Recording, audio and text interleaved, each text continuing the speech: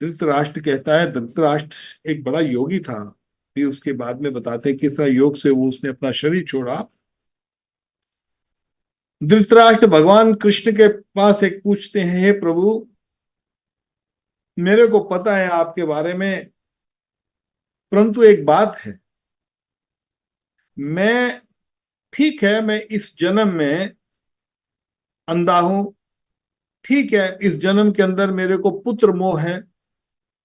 ठीक है, इस जन्म में मेरे को राष्ट्र मोह है, परंतु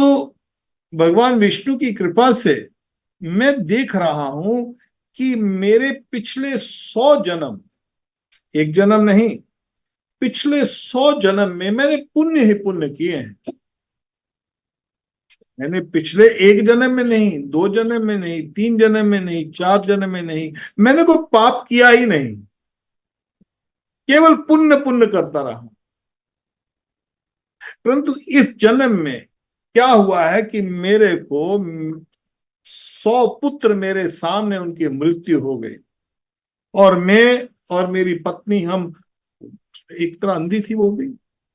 उसने आंखों पर पट्टी बांधी, मैं अंधा, और मेरे 100 पुत्र ये क्यों मारे गए? तो भगवान कृष्ण धृतराष्ट्र को कहते, धृतराष्ट्र,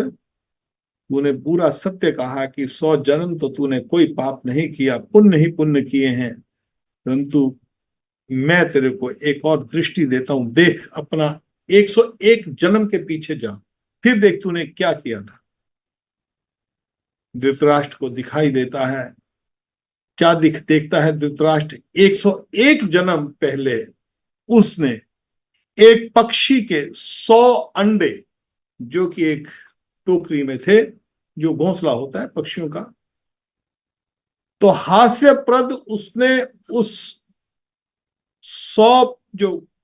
अंडे थे पक्षी के, उनको हास्यप्रद में तोड़ दिया,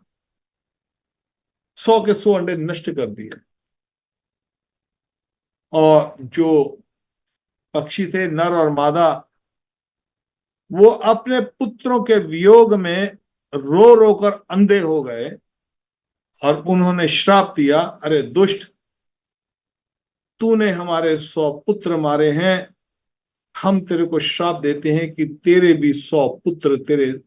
आंखों के सामने मरेंगे, और जिस तरह हम अंधे हुए हैं तू भी अंधा हो गए रहेगा, और तेरे 100 पुत्र मरेंगे। अब भगवान कृष्ण ने जब धृतराष्ट्र को ये बात कही, तो धृतराष्ट्र कहता है, प्रभु ठीक है, मैंने 101 जन्म पहले ये पाप कर्म हुआ था, मगर उसका फल अब क्यों, तभी क्यों नहीं मिल गया, एकदम क्यों नहीं मिल गया, उसके अगले जन्म में क्यों नहीं मिल गया? अरे मेरे को 100 साल क्यों इंतजार करना पड़ा इस बात का? तो भगवान कृष्ण कहते हैं, अरे 100 साल इंतजार नहीं करना, 100 साल तूने पुण्य किए, और 100 साल पुण्य कर्म के कारण तेरे को 100 पुत्र प्राप्त हुए। 100 पुत्र, 100 जन्म जो तूने पुण्य किए हैं, उन पुण्य का फल क्या मिला? तेरे को 100 पुत्र मिले, और 101 जन्म पहले जो तूने पाप किया था उसका फल अब ये जन्म में मिला, इसलिए तेरे सामने तू अंधा हुआ, और तेरी पत्नी अंधी ना होते हुए भी अंधी हो गई, और तेरे सामने तेरे 100 पुत्र नष्ट हुए। ये प्रकृति का नियम है।